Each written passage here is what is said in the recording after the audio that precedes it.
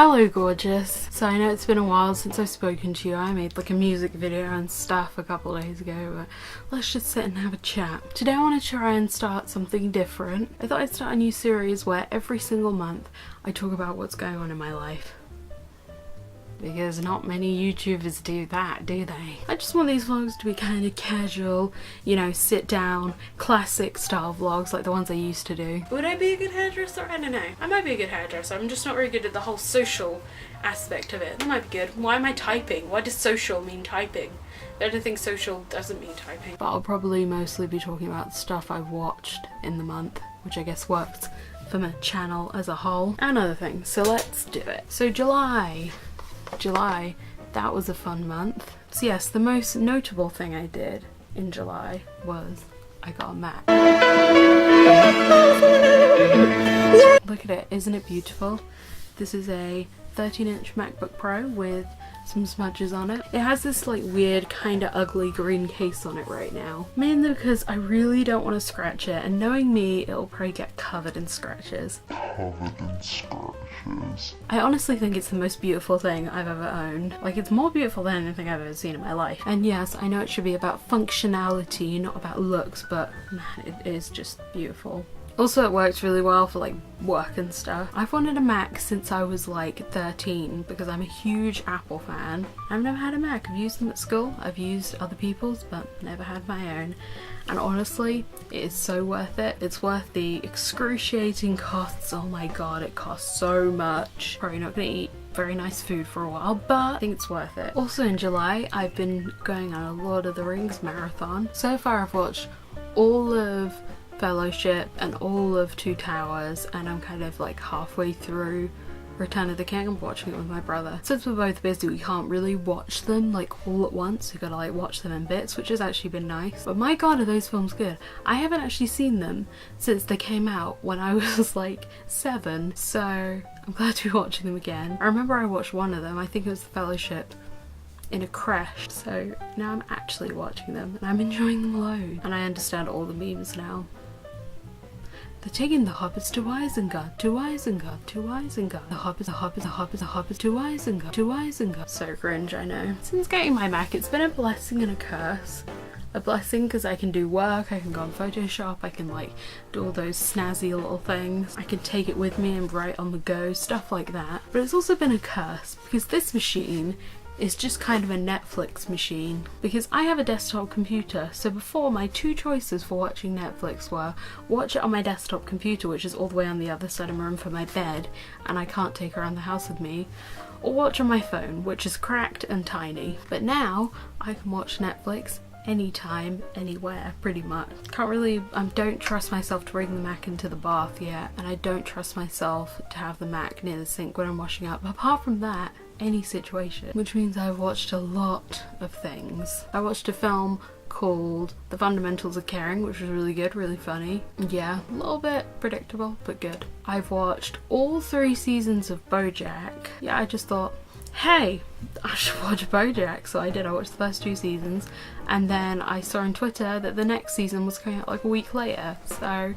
perfect. And oh my god, that show, I think it's the best Netflix show, definitely, and just a great show in general. It's so deep, and this season 3 was so good. I absolutely love one character's revelation at the end of season 3. If you watch it, you know what I'm talking about, but I love that. Like, it's a really clever show. I love it, and it's just hilarious as well. I've also started watching Arrested Development. Arrested Development is one of those shows which is clearly right up my alley, which I've just never watched before, and now I have, and I love it. I'm currently like towards the beginning of season 2, so yeah, not that far yet, but I'm getting there. I also dyed my hair yellow this month.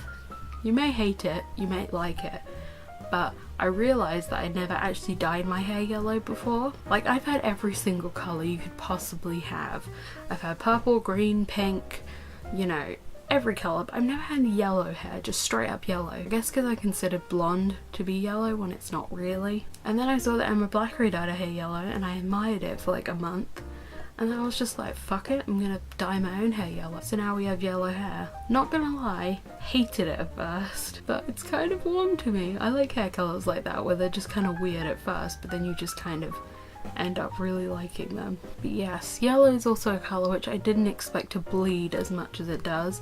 I've had many yellow bathtubs. My shampoo bar is starting to turn yellow. My hands have been yellow. Well, they're not now, but they were. The colour I originally used was Bright Daffodil from Directions, and that faded in like a week. So right now I have Canary Yellow from Crazy Colour. I prefer the Daffodil one from Directions, but it faded really quickly. So I might use it again, but just wash my hair less, but I don't know. I've also started writing my blog again. If you didn't know, I used to have a blog called Molly's Life Guide, which I wrote in like around 2014 time. I wrote it to procrastinate from college work, yay. And I stopped writing it because it got to a point with the college work where I couldn't really procrastinate anymore, and I just kind of forgot about the blog. But I don't know, the other day, by pure coincidence, I was like looking at my blogger thingies because I had like a college project blog that I wanted to delete because I realized it was coming up on Google. And I found this blog and I was like, I should probably start writing this again. So I have been every single weekday. Some posts might be better than others because of the fact I'm doing it so often, and I don't know if this doing it 5 days a week will last forever, but hey. For now, I'm really enjoying it, and the fact I have a Mac is like the most useful thing ever because I can type my blog in Starbucks like a complete dick, or I can just, you know, take it downstairs to the kitchen. It was also my mum's birthday this month. We went to the coast and I got stung by a jellyfish. If you're squeamish, don't look right now, but pictures, pictures, pictures. I was swimming in the sea at Wells in Norfolk. I think it's in Norfolk. Is it in Suffolk?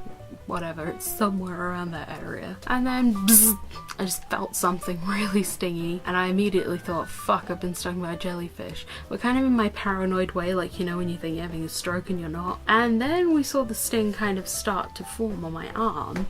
And yeah, I've been fucking stung by a jellyfish. Luckily, on hand, my auntie had like the exact cream you're supposed to put on a jellyfish sting, and it went away like within like an hour. And I don't see any signs of it now, but yeah, that was pretty scary. We looked up on Google and apparently that type of jellyfish sting isn't like scary, it just hurts and it goes away like a stingy nettle sting. But yeah, not the best thing to happen, and needless to say, I'm not going back to Wales for a while. Of course, out of all the fucking people who went out to the sea that day, swam around for a bit, of course it had to be me, Molly, the person who always gets into these weird situations where I get stung by jellyfish and fall off treadmills and trip over in the street.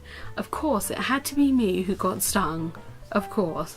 My life is just a sitcom, basically. A really unrealistic sitcom where you go, people can't possibly get into that many bad situations. I do. And the last thing I'm going to talk about this video is that I watched Finding Dory. I tweeted that I was going to make a whole video about it, but I don't know if I'm going to do that because I don't have a whole lot to say about it. Right, okay, if you didn't know, I'm a huge Pixar nut, first of all, but second of all, Finding Nemo is my favourite film ever. Like ever. It has been since it came out in 2003. I've never found a film which has touched me more than Finding Nemo, that I love as much as Finding Nemo, that has everything bright about it like Finding Nemo. I think it's the closest we've ever come to like a perfect film. It's just amazing.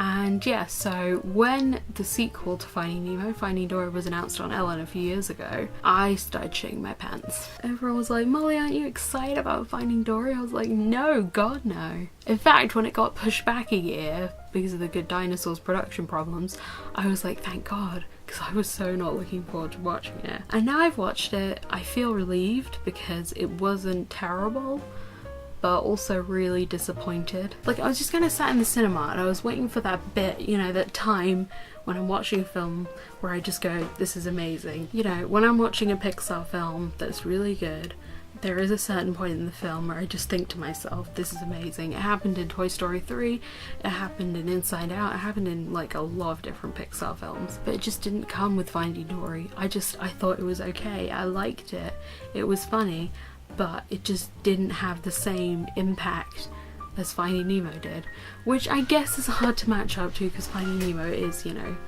amazing. But I know Pixar can make really good sequels because they have with Toy Story, but with Finding Dory it wasn't anywhere near that level. It was better than Monsters University in terms of Pixar sequels, but not as good as Toy Story sequels.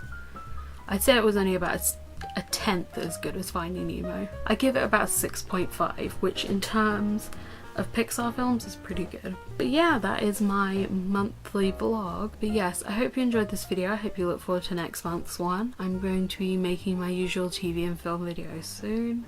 Check out my blog if you haven't already. Good luck with getting through all the spelling and grammar errors. Anyway, I'll see you guys in the next one. Bye!